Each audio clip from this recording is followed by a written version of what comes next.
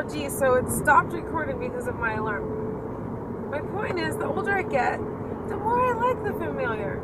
The more I'm just in love with it. The more I want just exactly the way I grew up. And you find in relationships that a lot of times you get a relationship and you think, oh, they're so different, and it's awesome, or they're so much like me and it's awesome. And they're not, right? But they're so different. But then that difference starts to be a problem because you start to have those arguments about the familiarity that you miss. You know, the way that you do things, the way that you think things should be done versus how your partner wants to do things. And it can be just so completely different because your upbringing is different. And I've dated people, you know, and even been married to someone that came from a different upbringing than me. That's just very different. And honestly, I appreciated the clash, but at the end of the day, my heart rate and my self-esteem and what I love for myself and what I truly enjoy and the preferences I've made in my life that came from trying things out myself and finding what works for me. That's what I love. And when you go and choose someone from some totally different background, then either you guys experience each other's differences with joy and you appreciate them, or you end up fighting all the time about how you want things done and how they want things done, and they're just such a total different world. And that's hard. I mean, even, you know, my ex-husband, he grew up in an apartment. You know, and I grew up in a house, like most of my life since I was 7. And that didn't seem like a big deal to me dating, you know. So what? You grew up in an apartment, I grew up in a house, big deal. I don't think I even knew that when we were dating, but when I found out, at first it was like, I was amazed by that, because I never thought that even someone can grow up their whole life in an apartment. It just never even occurred to me because, you know, I've never experienced that. Some people watching might say, oh, what a bimbo. Oh, what a this or that. Some people grow up in villages. Yeah, I get it. You know, in huts and tents and all kinds of different stuff. But just my life, it's always been progress. In my life, it's always been, you know, getting to something better or bigger or more comfortable, or, you know, just being on that level of having security. And that clash was amazing because, you know, my ex was not used to security.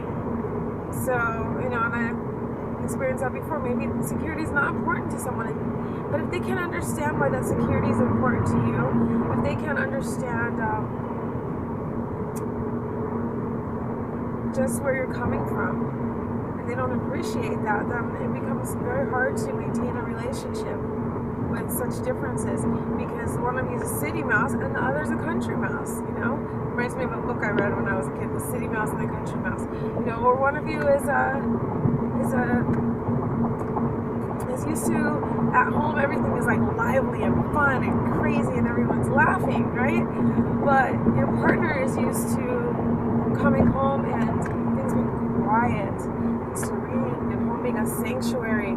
So, you know, you're coming home and you're like, turn it up, turn it up, turn it up, turn it up. And your partner's like, I just want it to be quiet. I just want a place where it's quiet. Okay, well, what do we do now? Do you have a wood shop in the back? Now you'll have one quiet place in the house and I'm going to turn it up all over the house? Or are we going to be quiet in the house and I can only go outside and be loud, you know, in my place? Or are we going to say, okay, during this time you be loud and during this time you be quiet and find a happy medium? I don't know. But people have to work those things out. Why am I talking about this? Honestly, I think that the conversation just goes where it's supposed to. I had no idea what I'd talk about when I camped up. I just knew that I had something to say. I had a message. And I know there's someone out there that needs to hear that message. So, if it's not for you, it's not for you. But if it is for you, you're welcome. And sometimes we think it's not for us. And later we find out it is. So, just bear with me and stay tuned. I had a lot of people that came in my life when I was young that told me things I didn't want to hear, and they later became true. Did they become true because they said so? Or was it like signs that they were warning me? Who knows? But the interesting thing is that when those situations happened to me, their words reminded me of what to do. And sometimes that's why we tell people things, what they should do, or warn them, or tell our stories, even when people don't want to hear. Sometimes I just feel the urge to say something. I have no idea why, but I have faith in this universe. I have faith in God. I have faith in life itself. You know, and I know that having faith in God means I have faith in myself. And if I didn't, then I wouldn't. So, what does all this have to do with Orange County and moving here or to San Diego? Just that I miss familiarity. I miss the quiet neighborhoods I grew up in. I miss having, you know, a regular home with, okay, I want a nice home, but I miss having a house. Yeah, I live in an apartment right now. When you're used to living in a house, you don't absorb anyone else's energy around you really, but yours and the people in your house. Or, you know, you're not surrounded by it. Feeling the vibrations, even if you don't absorb, you know, there's a pulse, just like rhythm on water.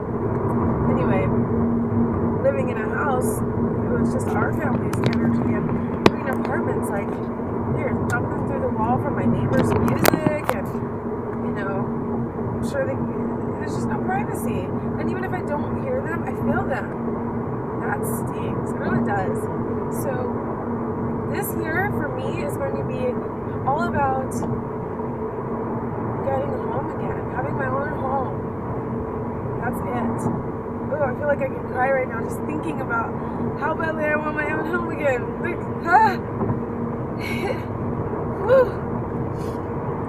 yeah, it's crazy. I owned 2 homes before. Once when I was 25, I bought a home, my first house. It was lovely, it was gorgeous, it was a masterpiece. And fortunately, I was forced to sell it. And I got another house, a bigger house. And that was great too, but I got it for somebody else. And then, you know, when we got a divorce, then I didn't want the house anymore. So ever since, I haven't known where I want to live. You know, I've been in LA now for like, this will be my 6th year this time. I moved to LA when I was 18. And then I, you know, lived in Arizona. I lived in Texas for 2 years in between there. But, oh, and of course I lived in San Diego, for 5 years. And that was the happiest, most productive, most successful time of my life. But I left there because I got a divorce and I didn't feel good about it. I really didn't. And I really wish that I would have stayed there, or, you know, I don't know. Everything happens for a reason, and if I didn't leave, I wouldn't be here where I am right now, so I regret nothing.